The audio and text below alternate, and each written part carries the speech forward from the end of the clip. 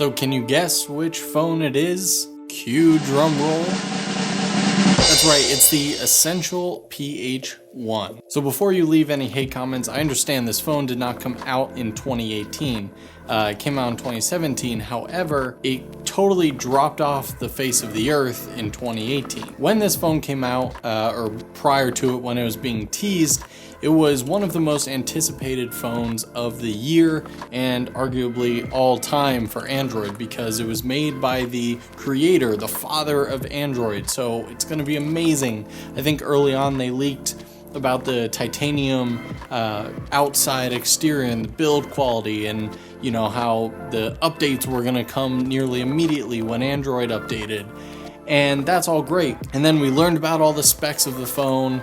We saw the ungodly price tag at the time of around $700 or $800, and then they had so many delays and people had issues with their phone, and you know, Essential came out with a ton of updates. The camera was absolute garbage when it first came out, and I did not pick up this phone anywhere around launch time. I got this phone about 6 months ago or so because every couple months they have a crazy discount where you can get it for like $299 or $349, and right now if you go to their website they're selling it, the permanent new price is like $499, and they made that change pretty quickly in the first couple months.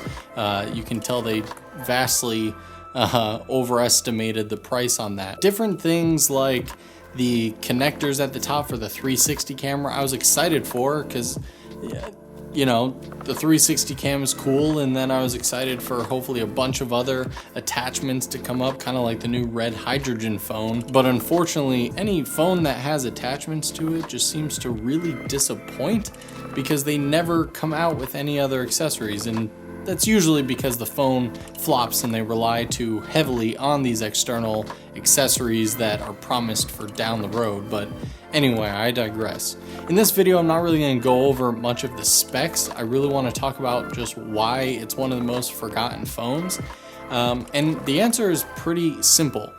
The phone, after all of the crazy hype in the beginning and after all the crazy delays and people upset about it for the price point and all that stuff, it dropped off the face because it just became a meh phone. You see, where it sits at the price point now and where you can get it for those discounted prices, it's a very good deal. The phone is now solid. It's running the latest version of Android, but everything still feels just blah about it.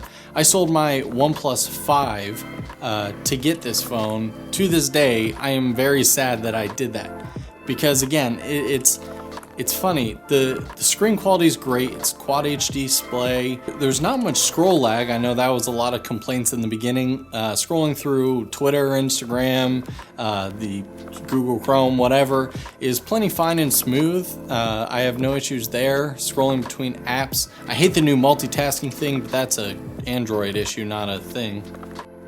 Hello. Love you. Bye.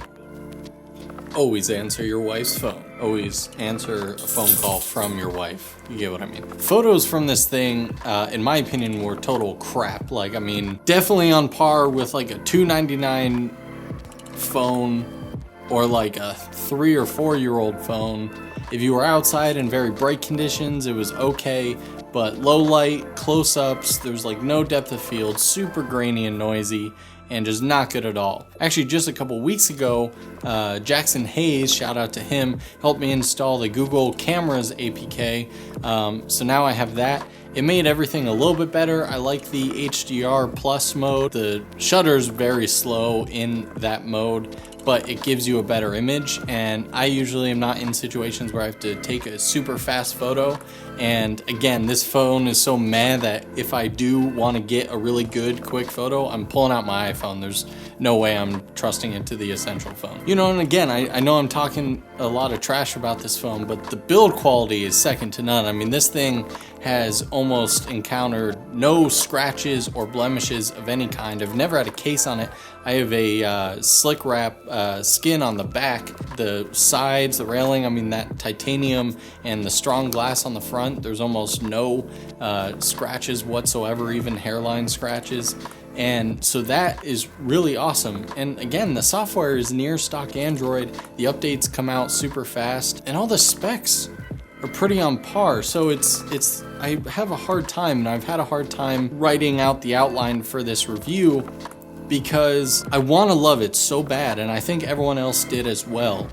But there's just no extra like, you know, they left a bad taste in your mouth in the beginning at the launch of it, and then they never kind of did anything that fully, they brought them back to par, but they never took that extra step that gave you that extra little bit of, ooh, I like this, I like the Essential phone. Kind of like how OnePlus did. I mean, OnePlus started out as a budget phone that just happened to be very good, and they always continued to raise the bar. They added, you know, very minimal but useful and well thought out software and hardware implementations, and now they're at where they're at, and they're one of, you know, at least in the tech world, I know not in the everyday world, they're one of the best phones out there. And so it really makes me sad because for 2018, you've heard basically nothing about Essential. Every once in a while an article pops up, and now they're like, I don't know if they're fully getting out of the phone game, but they're going into like AI software type stuff, and you can tell they're just desperately pivoting, and it's really sad because this again was one of the most hyped phones ever. If someone were to ask me right now, hey, should I buy the Essential phone, I'd be like, if you get it on sale for like, you know, $300 and you're not looking for an outstanding experience, you just want a good solid phone with okay photos and, you know, a lot of storage, then yeah, it's I still think a great buy. You know, USB Type-C, it's definitely a 2017, 2018 type phone.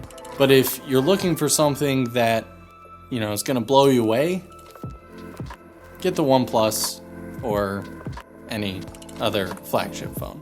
So in the end, the phone is good.